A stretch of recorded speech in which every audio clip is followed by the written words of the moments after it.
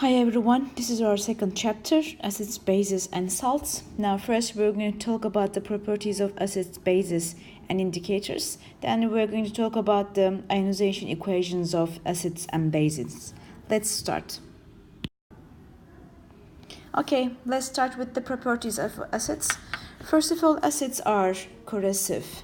Now, what is the meaning of corrosive?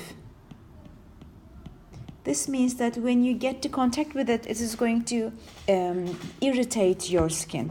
Now, remember, we have carried out an experiment in the classroom. We dropped some acid, hydrochloric acid, on a marble, and marble mainly contains of calcium carbonate, and you see some bubbles coming out of this marble. Those bubbles were carbon dioxide. So when you have the carbonate, when you combine with the acid, it produces the carbon dioxide gas. And we just differentiate acids into weak acid and strong acids. What do we have as a strong acid mainly when we use it in daily life? We have nitric acid, or we can also call that as hydrogen nitrate. We use them in cleaning, especially in hospitals, because they are strong acids. And we have also hydrochloric acid, which is also known as muriatic acid.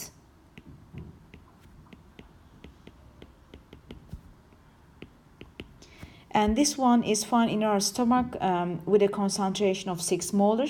Now, concentration means the amount of solute dissolved in a specific amount of solution. And 6 molar is a real high concentration. We use it, in fact, our stomach uses it in the digestion of food. So we have strong acids. What about the weak ones? For example, the acids in lemon and vinegar are weak acids, in fact, kind of acetic acid, and these acids give the taste to that lemon and vinegar, which is sour here. So the same knowledge is valid for apple, strawberry, orange, and grape, and we have listed the acids found in those vegetables and fruits. And let me give some example again here. For example, in apple, you have the malic acid. In strawberry, you had the folic acid, which is really important for a woman who is pregnant. And in orange, we have the ascorbic acid.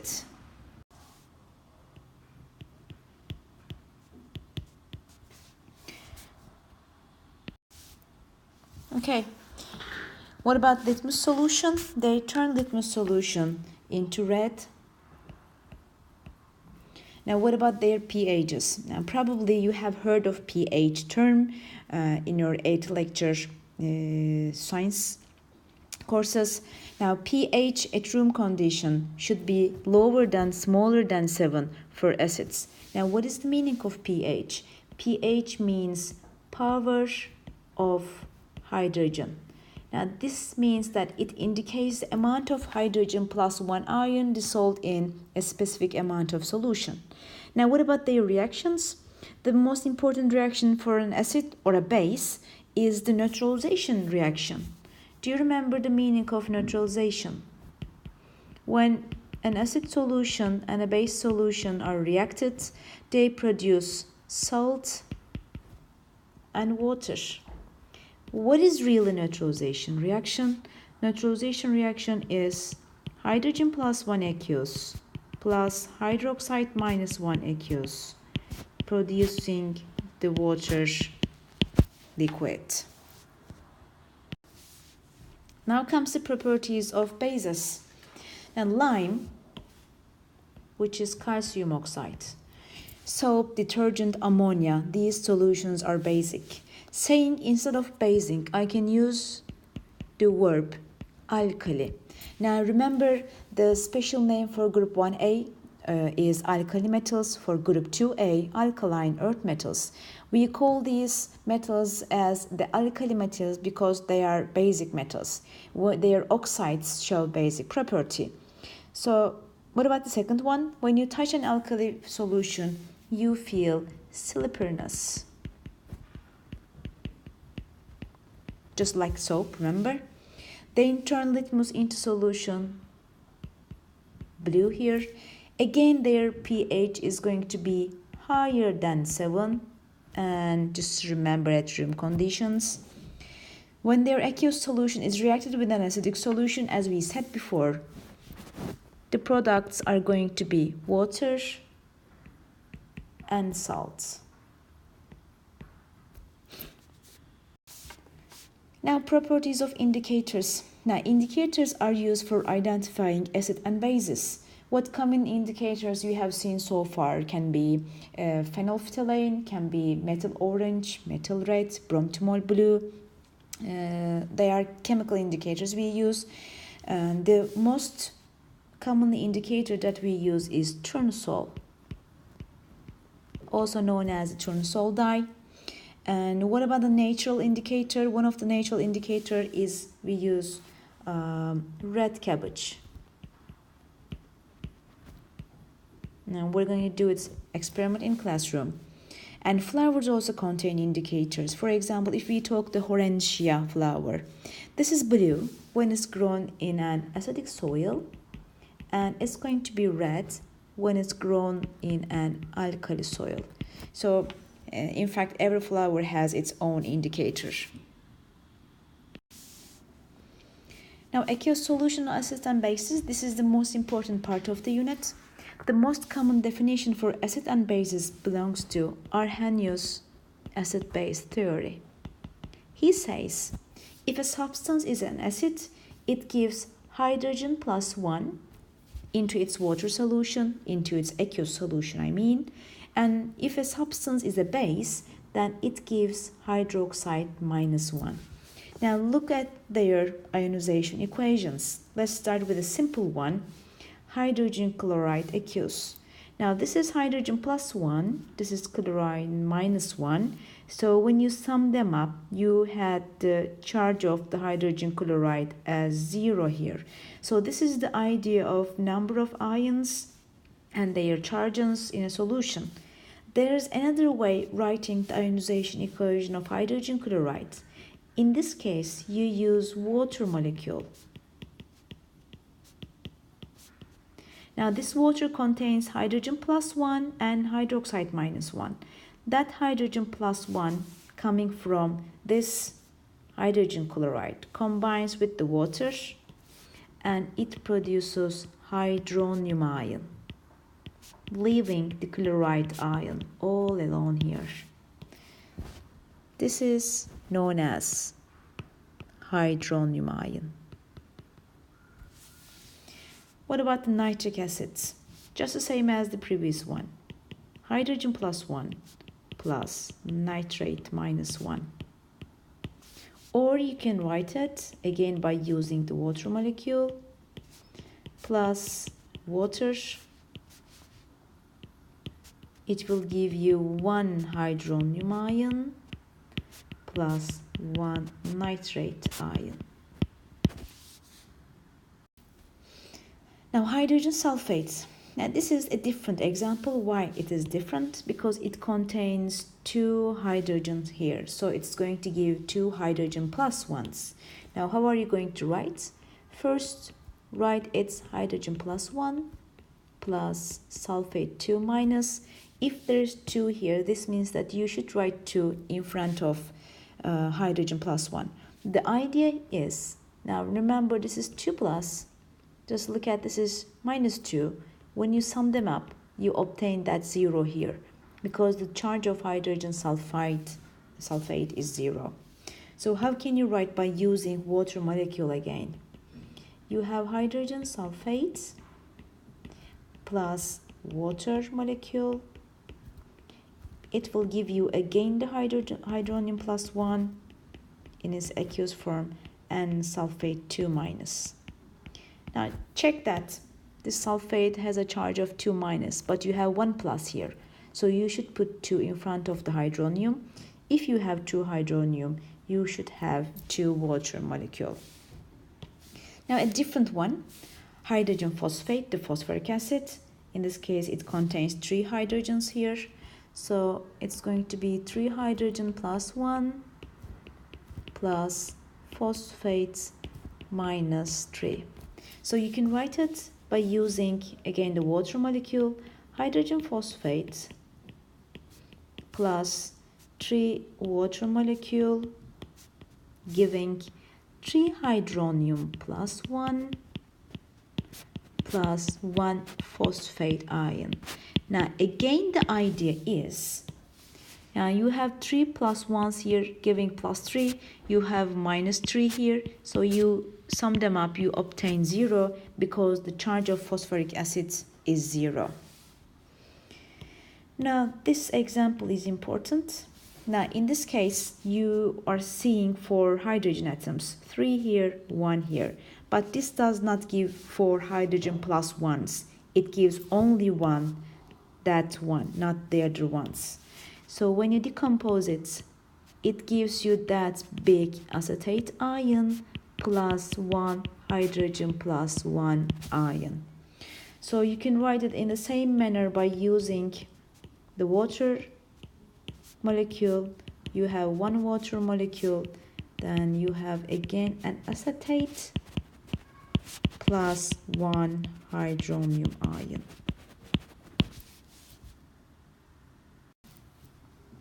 Okay, now comes the bases. Base is easier, but again there are some exceptions. In the final part we're going to talk about that exception. Okay, sodium hydroxide. Sodium plus 1 plus hydroxide minus 1. This is known as the caustic soda. Their traditional names are really important. Now comes the second one. Calcium 2 plus 2 hydroxide minus 1. Okay, again this 2 plus here and you have 2 minus here. When you sum them up, it will give you 0 here because the charge of this calcium hydroxide is 0. This one, calcium plus 1 plus hydroxide minus 1. Okay, I forget to talk about their special names. This is caustic soda. This is slaked lime, and this is potash caustic. This one, lithium plus 1 plus OH minus 1, hydroxide minus 1, and barium 2 plus 2 hydroxide minus 1. And these were strong bases. Now comes the weak one. This is ammonia. Now, as we have seen before, if we are talking about those strong bases, they contain hydroxide minus 1, and I understand that I should just decompose them in their hydroxide ions. Now, this ammonia doesn't contain OH minus 1, but this is an alkali compound. So how is it going to be alkali? When you just react it with water molecule, it produces ammonium ion plus hydroxide minus 1 ion. Now remember the theory of Arrhenius. It says a substance can be base if it gives hydroxide minus 1 into its aqueous solution. So this is ammonia, and when it's dissolved in water, it gives the hydroxide ion and the ammonium ion. So that's why we say that this is an alkali compound.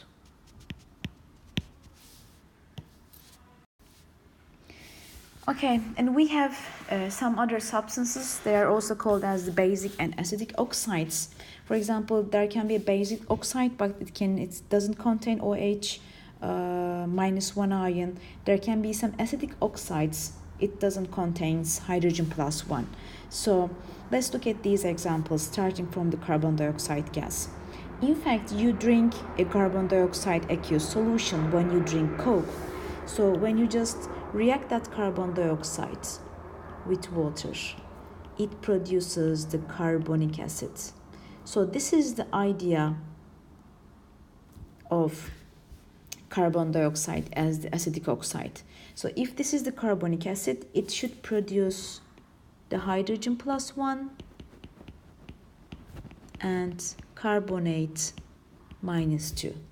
Okay, what about sulfur dioxide? When you have loss of sulfur dioxide in air, it causes acid rains. So if you have acid rains, this means that there should be some hydrogen plants in the media. So again, just like the carbon dioxide, you're going to react with the water molecule. It produces the hydrogen sulfides. Aqueous solution. So when you just decompose it, it decomposes into hydrogen +1 and sulfide 2-. What about the nitrogen pentoxide? When you react it with water, it produces 2 nitric acid molecules, which is a really strong one. So if you just ionize that nitric acid, it produces hydrogen +1 plus nitrate -1. Now comes again ammonia. Ammonia is really important. We have written it before, but I'm going to just write it one more time. If you have the ammonia, you're going to hydrolyze it with water to produce ammonium ion plus hydroxide -1. Another example for a basic oxide is calcium oxide, which is known as lime. You just combine it with water and it produces calcium hydroxide slaked lime, which is a really strong base. So this is the idea of some acidic and basic oxides and some other substances like ammonia. Doesn't contain any oxygen, but it is still a basic compound. So if you just like to classify these oxides, you can classify like this. First, acidic oxides. These are usually non-metal oxides. For example, we have written carbon dioxide, sulfur dioxide, dinitrogen pentoxide, and etc. Then second ones, we have the basic oxides. These are metal oxides. We have written an example of calcium oxide, but we can also give sodium oxide and lithium oxides, again, etc. The third one, we have the neutral oxides. Now you should know these neutral oxides. There's only 3 of them. It is going to be carbon monoxide, nitrogen monoxide, and dinitrogen monoxide. Please know them, memorize them. And the fourth one that we haven't talked about it yet, but I'm going to be talking in the classroom, we have amphoteric oxides like zinc oxide or aluminum oxides and etc. Now amphoteric means shows both acidic and basic property. Now on our next video, we're going to be talking about the amphoteric oxides and the reaction between the acids and bases. So until then, good luck with acid, bases, and salts.